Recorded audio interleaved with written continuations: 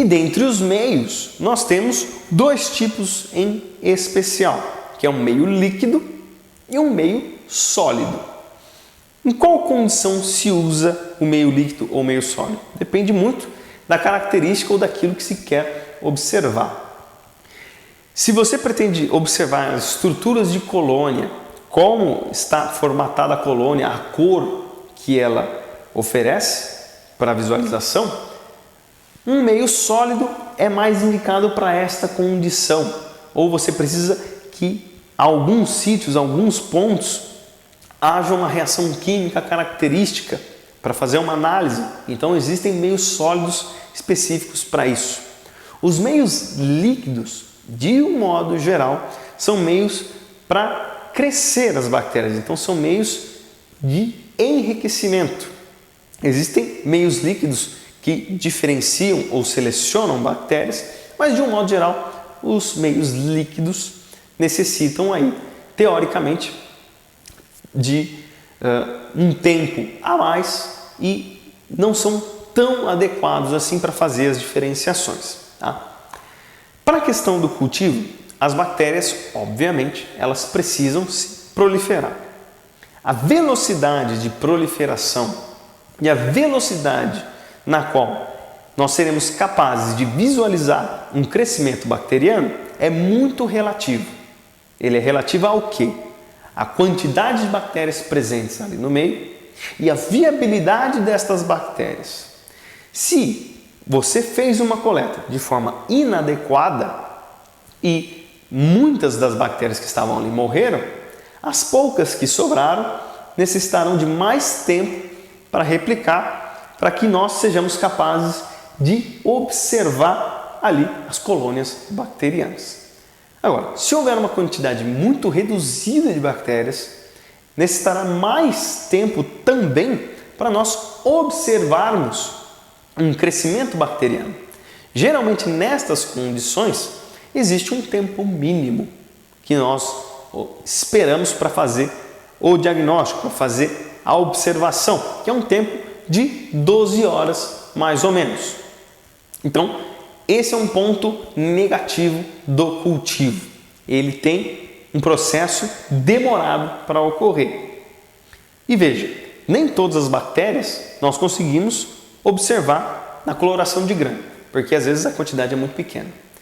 Se a quantidade for muito pequena, é necessário fazer o cultivo. Então, um paciente que está numa situação mais grave, geralmente utiliza-se um antibiótico muito forte, coisa que não é interessante. Seria interessante ver qual bactéria está infectando o indivíduo, para se selecionar o melhor antibiótico para aquela condição. Então, para a condição da microbiologia convencional, é importante fazer esse cultivo. Então, no mínimo, o diagnóstico dessa bactéria levaria em torno de 12 horas, se ainda houver meios de cultura capazes de diferenciar e diagnosticar essas bactérias. Nem sempre isso é possível, porque algumas bactérias têm características muito comuns. E aí nós passamos para as provas bioquímicas. Nas provas bioquímicas que de fato nós iremos fazer a diferenciação entre os grupos bacterianos, as espécies de bactérias e as cepas entre elas. Vou dar um exemplo aqui para vocês da presença ou ausência de uma enzima chamada de oxidase. Então veja, quando há a presença da enzima oxidase de um grupo de bactérias que eu estou analisando, por exemplo, eu tenho um tipo de bactéria. No caso demonstrado aí é a E-Wolf, certo? Se não houver a presença da oxidase, existem outros grupos de bactérias, como por exemplo a Moraxella, Brucella, Hemófilos, que são bactérias que não produzem oxidase. Só que veja um ponto importante. As provas bioquímicas, elas precisam ser feitas em quantidades específicas e vários tipos de provas são necessárias. Você não realiza apenas uma única prova bioquímica para diagnosticar qual tipo de bactéria que é. Então, são necessárias várias provas bioquímicas para se detectar uma bactéria em específico. E olha só, na microbiologia convencional, a identificação precisa de um micro-organismo demora em média de 24 a 48 horas. Estou colocando como identificação precisa. Por quê? Posso fazer primeiro a identificação da parede bacteriana. Isso é uma identificação super rápida, porém ela tem aí uma série de vieses por conta que eu apenas identifico a estrutura de superfície. Se eu quero uma identificação precisa, eu preciso, para jogar para as provas bioquímicas, fazer o cultivo inicialmente. Crescer as bactérias que estão presentes ali no meio. Isso já toma em torno aí de 12 horas no mínimo. Posteriormente, eu tenho que jogar para as provas bioquímicas. Existem tabelas de organogramas específicos que são destinados para o diagnóstico dessas bactérias. É um organograma muito complexo e existem várias reações e vários kits específicos para diagnosticar essas bactérias. Em alguns casos, as provas bioquímicas elas precisam ser incubadas por um período também de no mínimo 12 horas. Então, o tempo mínimo para fazer um diagnóstico preciso é 24 horas. E um tempo médio é em torno de 48 a 72 horas, ou seja, leva-se em média 3 dias para fazer a detecção de uma única bactéria. Então veja que, por mais preciso que possam ser as provas bioquímicas, mais preciso que elas possam ser, elas tomam tempo. E no decorrer de uma infecção, isso pode ser potencialmente perigoso. Se houver a melhor terapêutica para aquele indivíduo, então você precisa detectar qual tipo de bactéria que é. E um detalhe que não está descrito aí na apresentação, existe também o que nós chamamos de antibiograma. Depois de eu ter feito o diagnóstico da bactéria, eu seleciono essa bactéria específica, isolo ela, coloco em outro meio de cultura e adiciono antibióticos distintos para fazer com que eu verifique qual destes antibióticos que eu adicionei tem um poder para matar essa bactéria que eu estou trabalhando, que está infectando o indivíduo. Isso já vai mais 48 horas, ou seja, leva-se uma semana para identificar qual bactéria que é e para saber qual antibiótico que é adequado para matar essa bactéria. Então, leva-se muito tempo. Isso só é feito em hospital em casos onde nenhum antibiótico está tendo uma resposta interessante para combater essa bactéria. E isso é um problema. O certo, o mundo ideal, nós diríamos assim, seria identificar as bactérias sempre quando nós trabalhamos com a questão da infecção. Só que isso não é possível por conta do tempo, por conta da saúde do indivíduo e também por conta de espaço físico, pois é necessário ter vários kits, ocupar muitos ambientes. Então, a microbiologia convencional para diagnóstico, por mais que ela tenha essas precisões boas, seja útil, seja funcional, existem uma série de vieses, ok? E veja que tudo que eu coloquei aqui para vocês é relacionado com bactérias. Eu nem entrei em detalhes em relação aos fungos. Os fungos seguem quase os mesmos princípios. Nós fazemos o cultivo, pode ser feito o diagnóstico por microscopia óptica, dependendo da estrutura do fungo, Pode ser feito provas bioquímicas também para diagnosticar o tipo de fungo, que teoricamente tem o mesmo período, teoricamente, de tempo em relação às bactérias. Então, toma-se tempo. E vírus dificilmente serão feitos métodos de diagnóstico para um vírus, porque a maioria dos hospitais não dispõe de estufas, meios de cultura específicos para vírus. Então, é um diagnóstico muito mais complicado, utilizando a microbiologia convencional. Então, tem que tomar muito cuidado para fazer esse diagnóstico. Toma-se muito tempo. Em certas ocasiões, torna-se até inviável. Porém, quando a gente fala de diagnóstico por biologia molecular, existe uma vantagem muito grande, mas muito grande mesmo, em relação à microbiologia convencional. Esse diagnóstico ele vai ser feito pelas características do material genético deste patógeno. Não importa se seja bactéria, se seja fungo, se seja vírus. Nós iremos analisar um material genético e veja, cada tipo de bactéria, cada tipo de fungo, cada tipo de vírus possui uma sequência de DNA característica da sua espécie. Se eu conheço esta sequência, se eu sei que determinadas sequências são exclusivas de uma bactéria X, de um vírus X, de um fungo X, eu consigo diagnosticá-lo utilizando as técnicas de biologia molecular.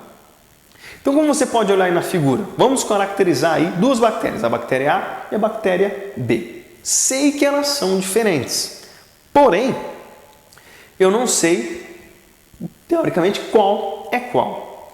Para a biologia molecular, nós podemos usar várias técnicas, porém, existe uma técnica que pode ser usada para praticamente todos os micro-organismos, que é a técnica da reação em cadeia da polimerase. Então, nós vamos extrair o DNA dessas bactérias, bactéria A e bactéria B, e vou fazer uma reação em cadeia da polimerase, ou seja, eu vou tirar várias cópias de um segmento do DNA desta bactéria ou destas bactérias. Como eu disse, existem regiões específicas em cada tipo de bactéria, em cada tipo de vírus, fungo, qualquer micro-organismo ou qualquer organismo que tenham sequências únicas deste organismo. E a partir da técnica de PCR, eu consigo encontrar esta sequência única. Então vamos lá, vamos entender. Por um sistema de biologia molecular, eu fiz a extração do DNA destas duas bactérias e realizei um PCR. Ou seja, eu tirei milhões de cópias de um segmento específico. Tem um marcador específico da bactéria A e eu tenho um marcador específico da bactéria B. Então eu estou analisando marcadores. Usei tanto o marcador A e B nas duas bactérias. E eu vou analisar a presença ou ausência desses marcadores. Então eu usei um marcador A na bactéria A. Esse marcador A da bactéria A, ele deu positivo. Que esse marcador, teoricamente, era para encontrar a bactéria A. Esse marcador usado para a bactéria B, ele vai dar negativo, ou seja, ele não vai ser encontrado. Por quê? Porque este marcador A, um marcador genético A, está presente só na bactéria A e não na bactéria B. Isso poderia ser para qualquer tipo de bactéria. A gente vai fazer algumas ressalvas sobre isso, mas de um modo geral seria isso. Agora, eu tenho um marcador B. Vou tentar diagnosticar a bactéria A com o marcador B, o resultado vai ser negativo, porque a bactéria A não possui esse marcador B. Agora, a bactéria B possui esse marcador B. Se eu utilizá-lo, eu irei detectar esta bactéria B. E veja, olha só que interessante. No diagnóstico por biologia molecular, havendo uma sequência de DNA específica de um micro-organismo, é possível identificá-lo com uma precisão em um curto período de tempo. Leva-se o tempo para você extrair o DNA e fazer a reação de PCR. A extração de DNA, dependendo dos tipos de extração, levam em torno de até 10 minutos. E uma reação de PCR, dependendo também do quanto de cópias, de amplificações, que a gente vai entender isso em breve, leva em torno de 1h30, 2 horas. Ou seja, um tempo médio para diagnóstico por biologia molecular é em torno de 3 horas. Ok? E olha só, essa técnica de PCR, ela pode ser usada para todos outros micro-organismos ou qualquer outro tipo de ser vivo que você queira analisar. Bactérias, fungos, vírus, protozoários, parasitas, procariontes, eucariontes, enfim. Por quê? Porque eu estou analisando o material genético. Não me interessa saber qual é a estrutura química desta bactéria, quais são as enzimas para a reação de determinadas coisas X, Y, Z. Não, eu não preciso disso. Eu preciso saber marcadores presentes no DNA. Isso qualquer micro-organismo, qualquer organismo tem marcadores específicos. Então basta eu extrair o DNA deles. Eu não preciso fazer várias técnicas, vários processos para diferentes tipos de micro-organismos, como a gente viu na microbiologia convencional. Nós temos uma técnica e um processo para todos os micro-organismos de um modo geral. A única coisa que vai mudar entre eles é o marcador. Só que este marcador é um marcador de DNA. A estrutura de DNA é sempre a mesma. A estrutura de nucleotídeos, né? A adenina, timina, citosina, guanina, sempre todos com desoxirribose, grupamento de fosfato. E o processo de PCR é o mesmo também para todos. Isso é uma vantagem enorme em relação à microbiologia convencional. Então, dentro dos perfis de diagnóstico, nós temos aí uma resposta fundamental. É possível diagnosticar qualquer patógeno em questão. Se eu sei um sítio de DNA específico daquele patógeno, eu isolo este sítio e faço várias cópias dele para fazer o diagnóstico. Mas como a gente vai isolar esse sítio? Como eu sei que esse sítio é específico desta bactéria ou deste fungo? Isso a gente vai ver daqui a pouquinho nos próximos módulos.